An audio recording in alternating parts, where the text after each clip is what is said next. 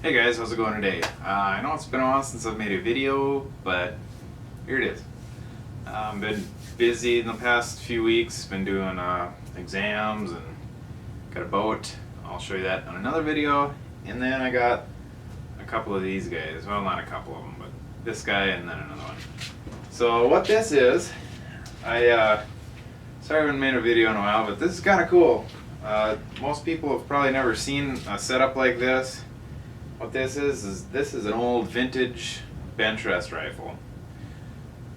These are kind of neat. I don't know, I've always just kind of found them neat and interesting. And the cool thing about these, not necessarily this one, but some of these old unlimited Benchrest rifles from like the 60s and 70s, they shot, at 100, 200 yards. They shot mainly at 100. They shot like in the .3s, .4s. Now I believe they're shooting, on average .1s, .2s. So 50 years ago they were shooting, it took them 50 years to shrink their accuracy in half, which is kind of cool. This rifle I got mainly for the receiver. I'll show you that here in a second. And all the rest of it I think is gonna go away. I'm gonna throw it up on eBay or something. I might keep the barrel, I'm not sure yet. I'm not sure what caliber it is yet. It's a 6mm, but I think it might be a PPC. I'm not sure yet. I know a BR case doesn't fit in there. Definitely not a 243. So I'll have to do a chamber cast and figure that guy out because it's not marked. But it's a stainless barrel. It's probably a Hart if it was from that era. Harts, maybe a Douglas. Harts were pretty big time though back in the day that this thing was built. All right, don't mind my mess here and my brass that I never got cleaned up, but one of the neat things is these old rifles is this is a Tasco. This is a copy of the Unertl scope. It basically looks like an old Unertl scope from the day, but these scopes are crazy. This is a 14 power scope, and when you go out and look at buy a 14 power scope today, they're about this long. And they're not too much bigger than the objective or the housing is here. So, we've come a long ways in 40, 30 years. The neat thing about these old scopes is this is spring loaded. I took the base off here, but this whole collar will move. And there's a channel up top here. That thing moves. And then in the back here, you got your elevation and then your windage on this side. And this little plug here, it's just a plug that's a spring loaded plug. So like I said, I don't have a mount in the front here, but that thing moves.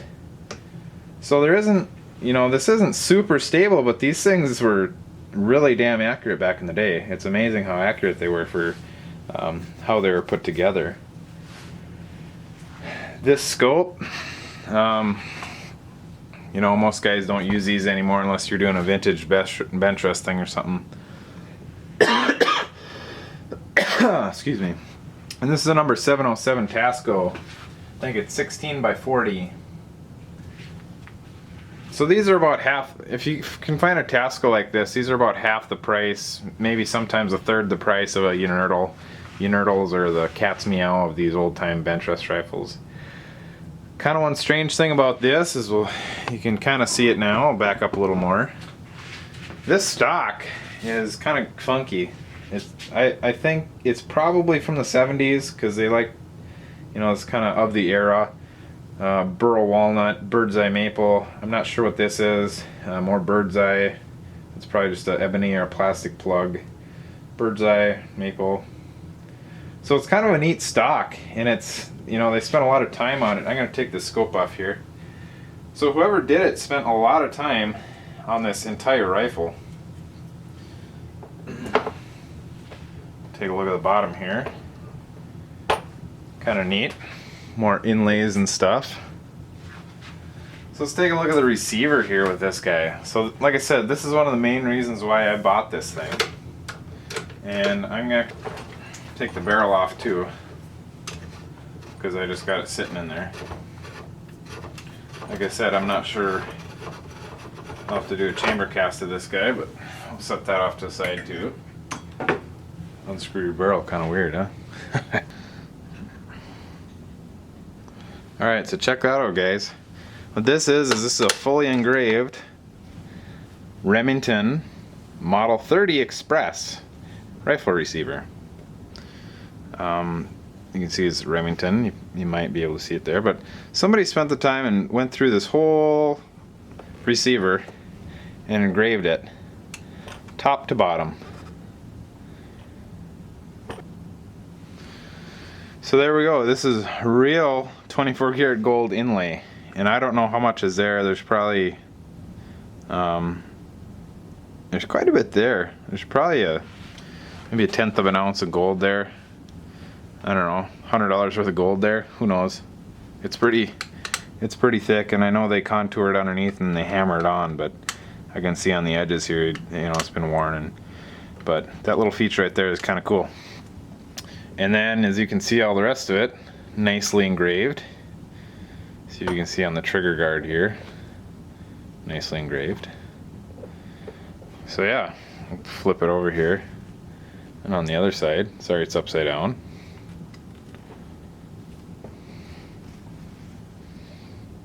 But yeah, nifty guys. So like I said, somebody spent some time and money on this thing, and it was probably their baby. A lot of these guys that had these rifles, they wanted kind of the show off a little bit what they got, and who knows, maybe even the guy that shot this was the guy that did all this engraving. I don't know. But it's a neat little piece, and you don't see original rifles like this too often anymore. I'm not sure what caliber. I'm gonna I might rebarrel it, or I might leave that barrel on it and stick it in another stock, because as cool as this stock is, it's just not for me. It's of the era and it's correct, and it'd make a great stock if somebody wanted to do vintage Benchrest, but that's not my game. So yeah, kind of cool stuff. Let's show you one other thing I got here. Let me back out a little bit.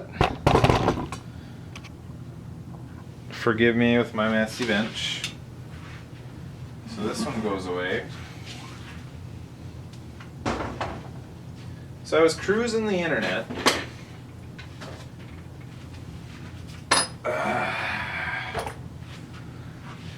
Here's an old Spitfire with his Enfields. I was cruising the internet, a couple weeks ago, and I ran across an ad that said, parts only, 338 Ultra Mag, 1917 Enfield. And well, that kind of piqued my interest, so I looked at it and it looked kind of interesting. And it's hard to, when you buy these things, you got to look at the pictures really well and see I've gotten way too good at looking at pictures, so I know what to look for, and I know what, and I've done gunsmithing before. So the thing with this is they said it came from an estate, and the gunsmith, some guy looked at it, and he was a gunsmith, and he said, don't shoot it, sell it for parts. Okay. Me being me, knowing a thing or two about these, or maybe more than I should know, I looked it over, and a couple, they got one extra screw hole here and an extra one here, but it's not too big. They're 648, so it's not a huge deal. Bolt handle's kind of messy. We'll zoom in here. They did kind of a craptastic job doing this bolt handle. Stock's okay, fits okay. This is kind of cool. They did a grip cap out of some harder walnut or something, then they checkered it. That's kind of neat. They got you can't see it there, but they got a nice forearm cap on there. Probably a cherry or walnut or something. A few flaws in it. If you can see here, there's a big gouge there. It's not a gouge, but it's a crack that they filled in with Acroglass. A few cracks back here that they did. You can see that one pretty well with Acroglass. And then up here in the barrel channel, they did a little bit here. But long story short, I got this thing, and it's been completely disassembled already. I pulled the barrel off and everything. And I got this thing for really cheap. Dirt cheap, actually. I was surprised at how cheap I got it. And I knew it had a Timney trigger because I've gotten really good at looking at the trigger and telling what kind of trigger it is. If it's a Dayton or if it's a Timney, or I've yet to come across I've seen some Jaeger triggers, and I've never seen or never gotten, I've seen some, but I've never gotten a Canjar trigger on an Enfield. Still waiting to find one that won't break the bank. Alright, so I got this thing, and funny thing is, it's a Timney trigger, and you usually got to change them to cock on open. But this is, so you change out the cocking piece. This is a standard cocking piece, so they got it to work somehow, which usually doesn't happen. So I started looking at this thing, and I pulled it out, and I looked at the chamber, and somebody's done a little polishing in there, which is probably the guy that said it was no good. And I don't know how you polish a chamber out around, but it looks slightly on the back end like he polished a little too much, and he probably just chucked it up in a lathe and didn't indicate it or anything. But so it's supposed to be a 338 Ultramag. Well, I have 338 Ultramag brass, but 338 Ultramag brass does not have a belt on it. This barrel, when I took it off, has a belt on it. So that, number one, tells me it's not 338 Ultramag. Number two, so I thought, well, maybe it's, let's rule everything out here. So bolt face, that was 532 or something, 531. So that tells me it's a Magnum instead of the 473, sorry, it's been a while, bolt face, which is a standard bolt face. So it's a Magnum case with a belt. It's a 338. What are the chances that it's going to be something odd? Not very. First off, this barrel is not marked with a chamber stamp. So, just for the hell of it, I pulled out my 338 Ultramag brass, stuck it in there, didn't work. Okay, that's obvious. Ultramag brass is way bigger than like a 300 Win Mag case. So, I happened to have, I knew it was a 338, so what's the next logical choice for a 338 belted Magnum case? That would be a 338 Win Mag. So, let's see, did I throw it away? No, I got it right here. I didn't throw it away. So I do have some 338 Winchester Magnum brass that I used to make, I still do every once in a while, 308 Norma Mag brass out of. Works pretty good for that. You neck it down, and long story short. So I popped this guy in there. Oh, first I should say, another clue to why it was not an Ultramag or any other huge case, the feed rails have not been modified. So that's a huge clue right there. And 300 Win Mag, 338 Win Mag, most of the time they'll feed through a 17 action without much trouble. So that was my next guess. So I grabbed the brass, and I had the barrel off, of course, so I just stuck it in there. And it actually just plopped right in. So then I stuck it in here. Wow, look at that. So it fits. And it fits really well. It's nice and tight in the chamber, and it doesn't wiggle around, so it's, it's a pretty good chamber. Now the next step with this, being that I'm pretty sure it's a 338 Win Mag, is I'm gonna make a case, because I have the ability to make, if you guys watched my modified case gauges, make that, stick a bullet in here, and check my seating depth. If my seating depth is way back close to the neck, obviously it's a 338 Win Mag. If it's way out, it's probably something goofy that I don't know what the hell it would be. But I'm 99.98% sure this is a 338 Win Mag. And if I do check the bullet seating depth, and I seat it just behind the lands, a few thousandths, and then I fire it, this case will blow out to whatever that chamber is. Even if it isn't the exact thing, it'll, we got enough tolerances in there to where this case, if it blew out to something else, it's not going to blow out that far, and then we'll get a for sure measurement of what it is. But like I said, 99.98% sure it's a 338 Win Mag. Kind of cool. I know I was kind of long-winded there, but like I said, I got this thing for dirt cheap. the trigger was a good chunk of, actually, if you go buy one of those, that was a good chunk of what I paid for it.